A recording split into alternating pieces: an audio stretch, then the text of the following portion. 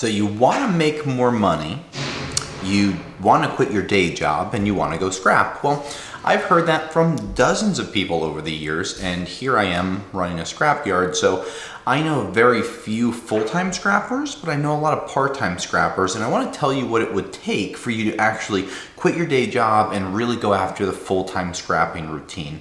Now, right off the bat, you have to know that it is a very tough world to be in. You're physically working, you're out there with your hands. If you don't show up to work, you're not making money that day.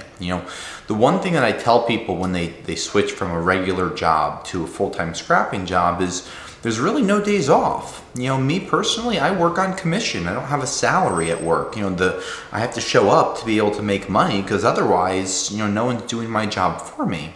So when you're out there scrapping full-time, a lot of the things really are dependent on you, on your contacts, on your reliability. And it's really, really interesting when we talk to full-time scrappers how long it took them to get into scrapping full-time. Some people said it took 5 to 10 years. Some people said that they were working, here and there, and all of a sudden they got a job and they got laid off, so they started scrapping full-time to pay their bills. But there's a lot of things that you need to think about before you just go right into full-time scrapping. Number one, healthcare. You're gonna be out there self-employed, and you need to make sure that you're covering your own ass. Because with healthcare being as expensive as it is, with prices only going to be going up, if you're not covered, you don't want to put yourself at risk. Another thing, insurance. A lot of companies that you might be able to do work for, they're going to want to see that you have insurance, because if you get hurt or if you hit their property, you're going to need more than just your day-to-day auto insurance, because at that point, you're not going to be a full-time worker doing scrap on the side. You're going to be a full-time scrapper doing work all the time. So just something to think about. Think about a few different things, and I tell people when they come to scrapping, hey, should I do it full-time? Are the markets really high today? Here I am filming this the end of 2021. We're talking about this on camera, recording this, and the markets are really high. But we've had really high markets before. 2008, the markets were really high. 2011, 14, we saw high markets. But when the market falls out, you need to know that the prices are going to go with it. And you might go from making $400 a day scrapping to $150 or $100 really, really quickly. And what we found with most full-time scrappers is they're not moving non-ferrous. They are going to be moving steel, because that's big, that's bulky, and that's what people want out of their way. Well, steel prices fluctuate because they're much cheaper than regular copper and brass. So 1,000 pounds of steel today might bring you $100, but a year from now it might bring you $50. And copper prices, 1,000 pounds of copper might bring you $3,000, and a year from now it might bring you $1,500.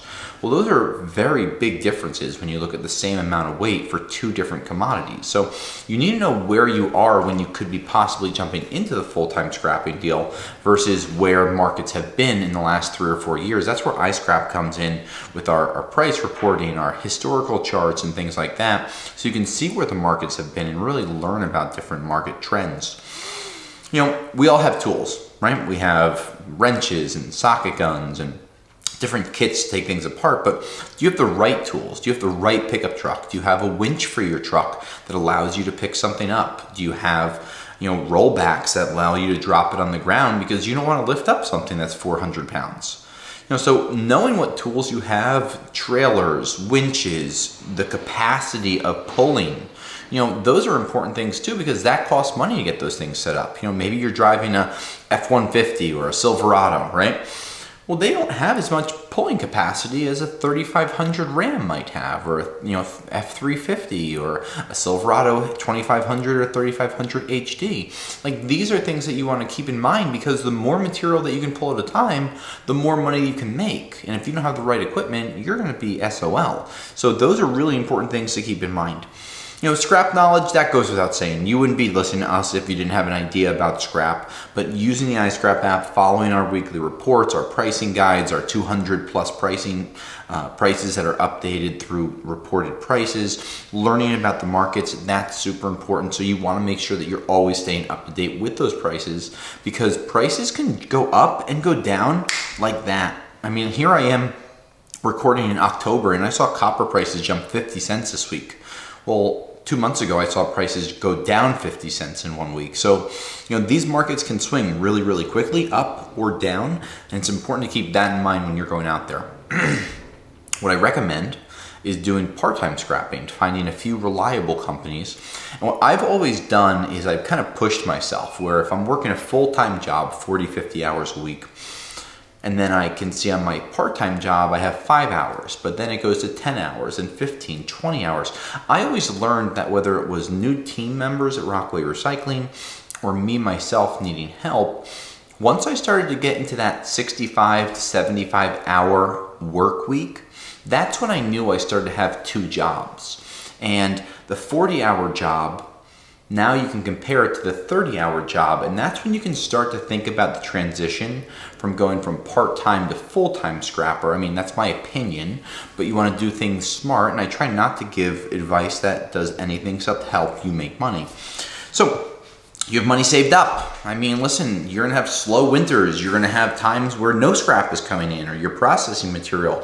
Do you have money to spend on rent for the next 3 months, or insurance or gas or food? These are important things too. And sometimes leaving a stable job to go and doing something that's really commission based, if you think about it, the harder you hustle, the more that you make. But sometimes the harder you hustle doesn't mean the more that you make if there's not a lot of stuff out there to do and you're burning fuel all day long. Do you have reliable sources that already give you their scrap? Do you know anything about marketing or advertising? I mean, marketing is so much more than printing your name on a business card or slapping a magnet on your truck. It's about putting yourself out there and getting reviews and making sure that you're really, really well strung in the area. I mean, when I started back in 2007, there was me. I took over for my dad and it was really very low, and my goal was to get good customers, keep them, create stability, and then create recurring people. And here I am 15 years after starting, and we have that. But it took a lot of elbow grease. I remember working 80, 90 hours a week, and I still do, maybe not at the shop all the time. I work 80, 90 hours a week just to be able to create the stability and answer questions for people, because now with smartphones, if someone texts you, they expect a response pretty quickly. So you want to make sure that you have a smartphone. You want to make sure that you have the ability to text and respond to people quickly. Insurance, health insurance, money saved, the right tools. I mean, at the end of all of this, you have to say to yourself, can I do this for the next X amount of years? Or is this just a bridge until you find something else? Some people scrap forever, but I know a guy that's 75 years old. He's been scrapping for 60 years since he's 15. And he's physically beat up because he did all of the wrong things. He had the wrong truck. He didn't protect his back. And when his back got hurt, or he got a gash or a cut, he was out of work for X period of time. No unemployment, no money coming in. And if you don't have those reserve funds, it says a lot. So there's a lot of really positive things about the scrap industry. It gives you the ability to expand and do little demolition projects and things like that. But there's also a lot to be said for stable jobs. So these are things that you need to keep in mind. I mean, full-time scrappers, nothing but respect. You guys work your tail off. You girls work your tail off. You go out there. You hustle hard. You know what to do. You ask questions from us at iScrap. And if you're looking to become a full-time scrapper, we'd love to hear some other questions that you might have in your mind before you just take that leap of faith and you jump from regular to scrapping world. Because once you go scrap, you never really go back. Until next time, I'll scrap you later. Thanks for checking out our scrap videos. By becoming a Patreon supporter today, you'll be entered into monthly giveaways for tools and other products to help you make more money with your scrap.